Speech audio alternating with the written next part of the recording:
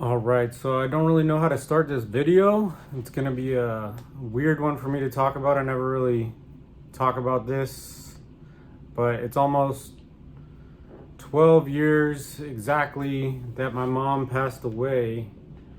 Labor Day weekend 2010. So yeah, it's 12 years.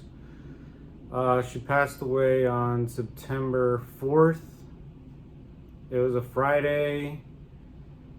And yeah, the ambulance came and got her. She was throwing up, and just had a really bad feeling. And the last words I said to her was, "I love you, Mom," and that was the last time I talked to her. She was gone the next morning. My dad woke me up crying. I've never seen him cry before, and that was probably the worst thing that ever happened to me in my life. But yeah.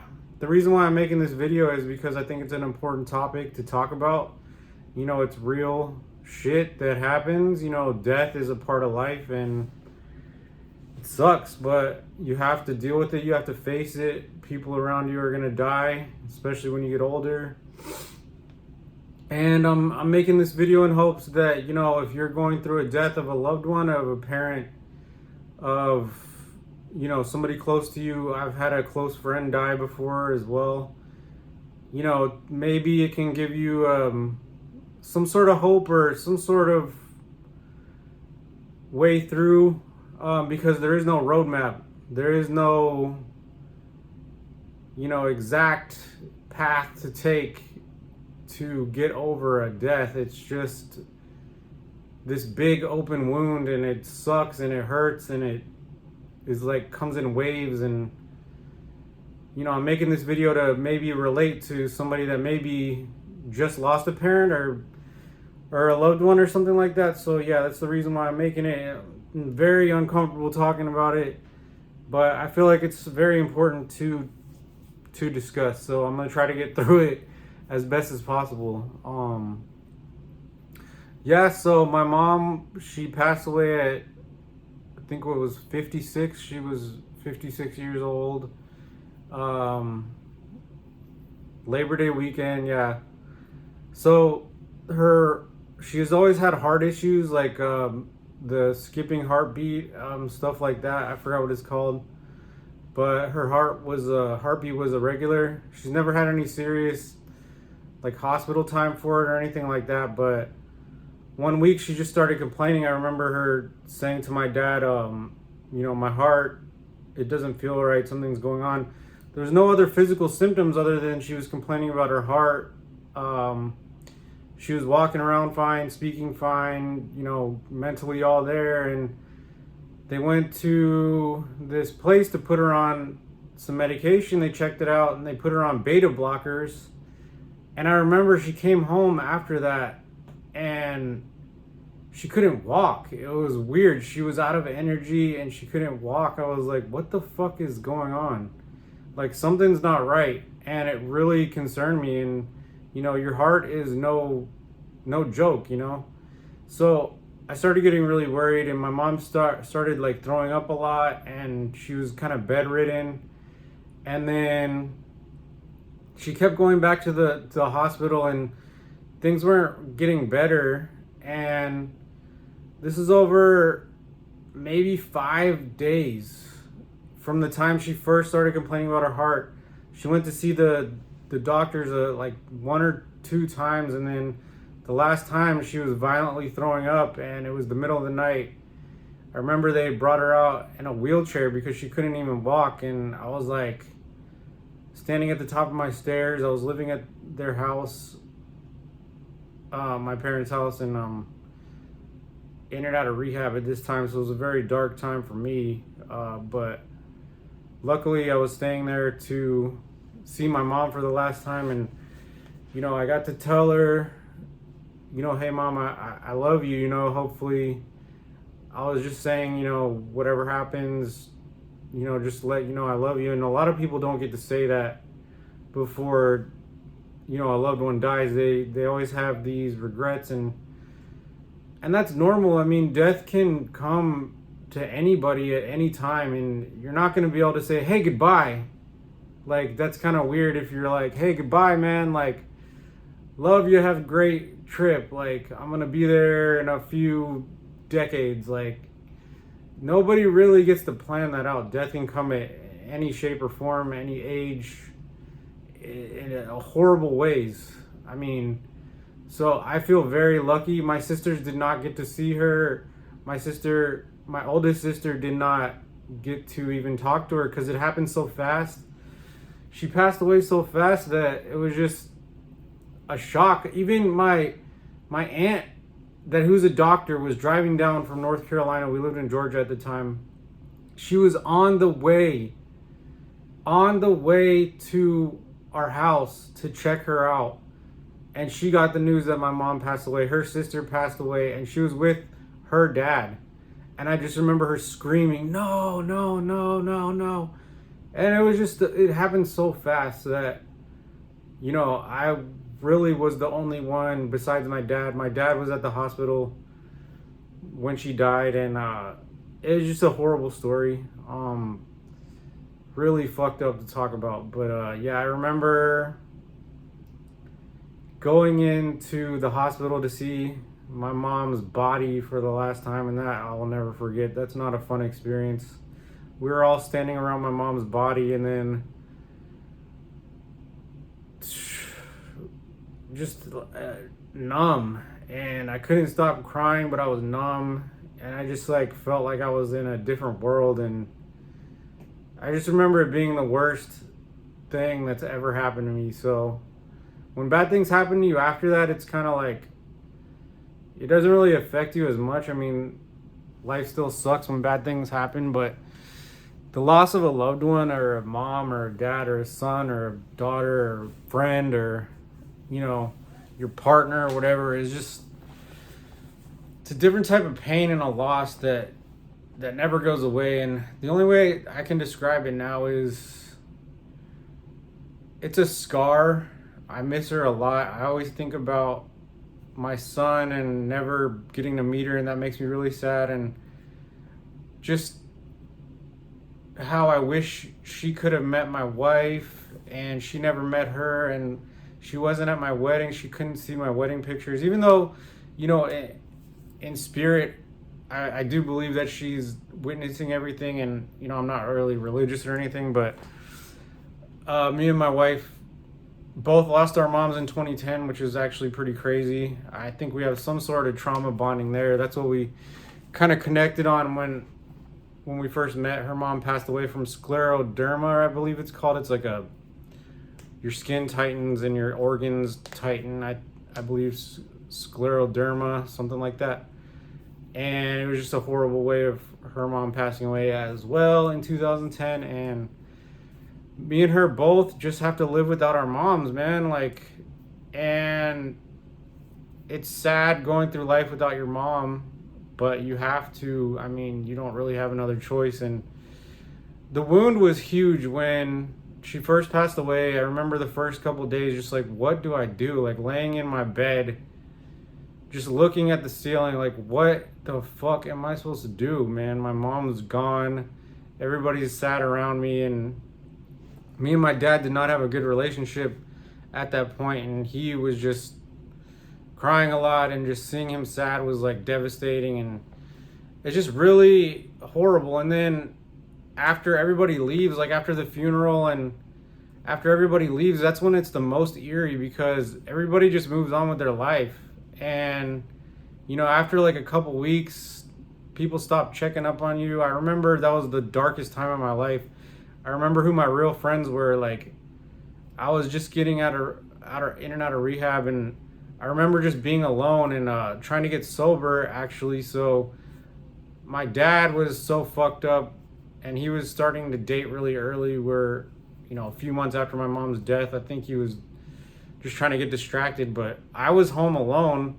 My dad took my car away and took my keys away, took my phone away, because I was a heavy drinker back then, and, you know, living with my dad, and he just made a horrible situation for me even worse, because I was just stuck in a house, couldn't drink, couldn't do anything, and none of my friends actually were coming over to see me, and it was just, probably one of the darkest times of my life, and getting through that and still being a person that can function in society is, it's pretty crazy to me. The human spirit, the human mind, and what it can overcome, and the wounds it can create. Because yes, there's this saying that whatever doesn't kill you makes you stronger, but look at all the people around you that's been to war, and veterans that have PTSD and that are broken people. And it's not always the case. Some people break, and some people cannot function regularly in society after witnessing death and horrible stuff. So I think that what made me get through it is just trudging in it. You have to trudge through it. Sometimes there's situations in life where you don't know what to do, and you just are going through darkness, and you just keep wishing that, you know, life would get better and all these things, and you wish you were dead, and you wish that I was suicidal for a long time. I'm not gonna lie. Like this, I already had a lot of other issues on top of my mom's death, but at the same time, I was trying to get sober from alcohol. I didn't have a car, like I said. I didn't have a phone. My dad was being really kind of mean to me, and my mom, you know, wasn't there, so it was like extra hard. I'm like, what the fuck? My dad's being an asshole, and my mom's dead. So yeah, I really did not want to live at this point in time. But you know, I got into a relationship which actually helped. Me and this girl started dating, and she knew my mom had passed away, and she was picking me up. She knew I didn't have a car, so honestly, staying distracted helped me. If I could have worked out, I think working out would have been one of the best distractions, but my dad being an asshole that he was, I was stuck in my house for a total of 9 months. I remember that. And I was actually sober for 9 months, and that only reason why was because I was stuck in our house. But yeah, distracting myself, I was playing like Call of Duty for 18 hours a day, like literally no joke. Like I would just distract myself by playing Call of Duty, and just looking for a job, and it's kind of hard to do without a car. So my dad was getting mad at me for not being able to find a job, yet I couldn't drive anywhere. So he was just not in a good state of mind. I wasn't in a good state of mind. But looking back on what got me through it, it was definitely distractions. I don't know if I can recommend that I faced it that well, or say that I faced it that well. I mean, I still don't like thinking about it. And I think that a lot of people would say, talk about it. Talk about, like what I'm doing right now, like I think I should have done a long time ago. But everybody around me, I remember I went back to rehab like almost a year later, and they were like, how do you deal with it? You're so strong. Oh my God. Like the way you're dealing with it is like, no, the shit is horrible inside of me, but I'm putting on a face that I can live a normal life. Because if you go around crying all the time and looking sad and depressed, people, you're not going to function in life very well. Like, it's not that I dealt with it very well. I just went through it, if that makes sense. That's all you can do, is just go through it. I mean, I would recommend, I mean, if I had the choice, I would recommend like a group that of other people that are going through similar things, that lost loved ones. I mean, to relate to somebody, I think, is one of the most healing things, that somebody knows what you're going through. And honestly, to have no friends, my dad being a dickhead to me, my mom gone, my sisters were, you know, living their lives, they were married and stuff. I wanted to die, man. I did not enjoy my life. So if I could go back differently, and for you, if you're going through a death of a loved one, get around good people. Because I do remember my one friend Jeremy, he's this big Christian, and he talks about Jesus all the time, and it really rubs me the wrong way. But honestly, he came over and he kept visiting me like a couple months after, and I told him like my mom died and nobody's like really coming to see me, and he kept visiting me, and it was just like, dude, that was one of the biggest helps. And I'm like, dude, you being here, you don't have to talk to me, you don't have to do. He's like, what can I do to help? I'm like, dude, just the fact that you're here. If you have good people around you just to hang out and keep you company, you don't even have to talk. just to know that somebody is there supporting you, that loves you and cares about you as a friend or a family member is undeniably one of the most helpful things that got me through it. And then I remember when I got my car back and things started to go differently, I started planning on moving to California, and then just really starting to get my life together. And obviously I still had a drinking problem, and then I moved to California with my uncle, and then just try to get into a different situation, get into a different focus. I got into a toxic relationship, and it's just like, I think you just got to get on with your life, and you'll always have this scar there. I miss my mom terribly. I always talk to her and always pray to her, but I don't want to make this video too long, but I mean, I think that the wound will always be there, but it will become a scar, and it's in waves when it first hits, and it's horrible and it's sad, but you deal with it, and then you talk about the good memories, and you realize the good times, and you're always going to be sad, and you're always going to miss your loved one that passed away, but you can always talk to them. I do believe that one day we might see each other. If not, then I'm just going to be in the ground, and I'm not going to remember anything. So I don't know. I think that if I could help one person that's going through maybe a hard death or a hard time, and I can give you any words of hope. I literally had no friends when my mom passed away, and my dad was being an asshole. So I mean, if I can make it through, just get some good people around you, get into a group, go on Reddit. I do remember I went into an AA meeting one day and told everybody, my mom died, and I haven't been into a meeting in a while, and it was probably one of the worst AA meetings I ever went to. I felt really guilty about basically changing the meeting, but one person there said, I'm so glad you came, and what their problems was nothing compared to what I was going through, and that made me feel a little bit better. But I felt bad about not ruining the meeting, but making it so sad and somber, because I was just bawling my eyes out like, yeah, my mom died yesterday or the day before or whatever it was, and they were like, holy shit. So get into a group, talk about it, realize that it does get better. You will always miss them, of course, and it definitely sucks, man. It definitely sucks, but that's why you got to cherish the relationships you have now, and use it as a motivating force to make yourself better and make your life better, because we're all gonna die, and some people live like they're gonna live forever. And